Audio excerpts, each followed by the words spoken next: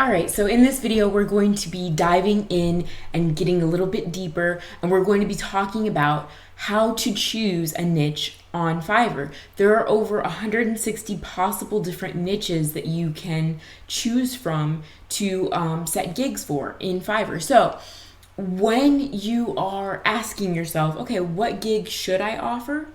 Here are three things that I want you to keep in mind. Number one, what are the current best-selling gigs on Fiverr? That's going to help you know what people are highly seeking, right? You're gonna know what they want to buy. And because it's one thing to just go ahead and put a gig out there that you think is a good idea, but you want a hungry market. So you want to know what the market wants and what it's demanding, so that you can give the solutions for that. The second thing that I want you to keep in mind is, what assets do you currently have at your disposal that you can use on Fiverr? This could be any number of things, really. I mean, I have seen some crazy things offered on Fiverr. You can offer, anything from like little sorts of trinkets. Like I've seen people make like jewelry for under $5. Maybe they have a jewelry business that they already are running, and they have little items that they've already created. That would be a great way to get rid of some extra inventory. Maybe it's very simple designs. You don't want to offer anything too elaborate, but now that Fiverr does offer those higher priced packages, you could offer things that are $100, $200 even. So you could even offer physical items like that. Another thing would be, maybe you are located in a really big city with a lot of foot traffic. New York City, Boston, Miami, wherever it may be, any large city. You can offer to post flyers and things online so that people are able to see people's listings. I've seen a lot of those on Fiverr, and they do pretty well. You could also offer, if you have a nice face, pretty face, you're a girl, you can offer to hold a sign for someone's business or company. Or I've even seen people will, paint their face or paint their bodies with, whatever your message may be. So that's another like unique kind of thing that you can offer.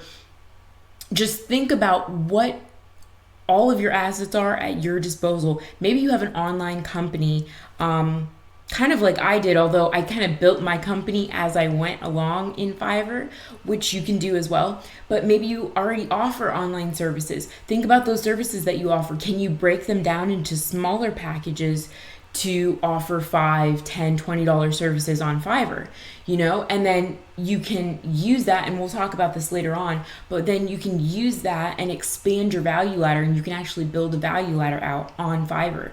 And like I said, I will show you exactly how to do that later on in this course. So stay with me, watch all the videos all the way through, and it's going to make sense of how you can really build a business, even just starting on Fiverr, and how that will grow out and expand into other regions. So the third thing that I want you to keep in mind is time. How much time do you have to spend on Fiverr? And I don't necessarily mean let me clarify. Now, as I've mentioned before, once you start your account and you have gigs set up, just go ahead and keep that Fiverr window open all day. That way you can reply back to messages as soon as possible and keep that response rate high. That is going to help you get more sales, and going to help you be better at customer service for serving your people.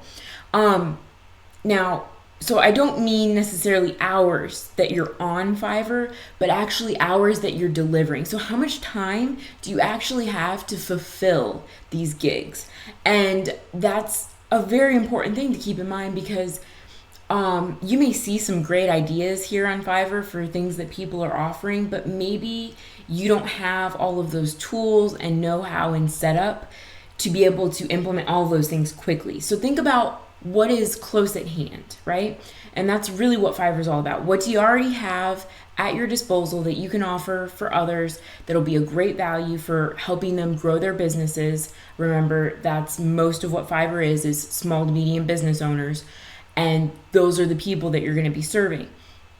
So with that in mind, I want you to just keep those three things. Best sellers. What are the best sellers? What are your current assets that you can easily freelance out to others? And how much time do you have to deliver on these gigs every day? So if you don't have a lot of time, you need to make sure that you can really get these gigs done quickly. And the rule of thumb that I like to use is $1 per minute. So if you have a $5 gig, that gig shouldn't take you more than 5 minutes to deliver.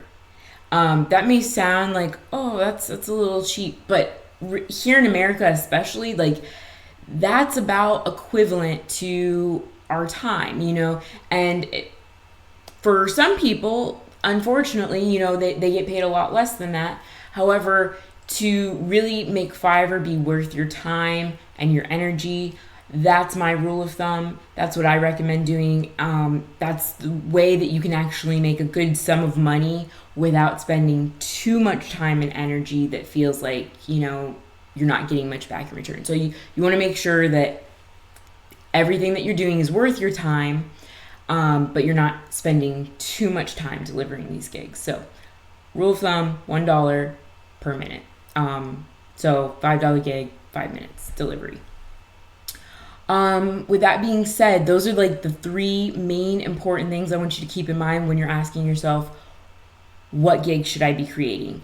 In the next video, we will dive even deeper and we will do a little bit of research and showing you how to find the best selling gigs on Fiverr so that you can make the best decisions in what to offer. So stick with me in the next video.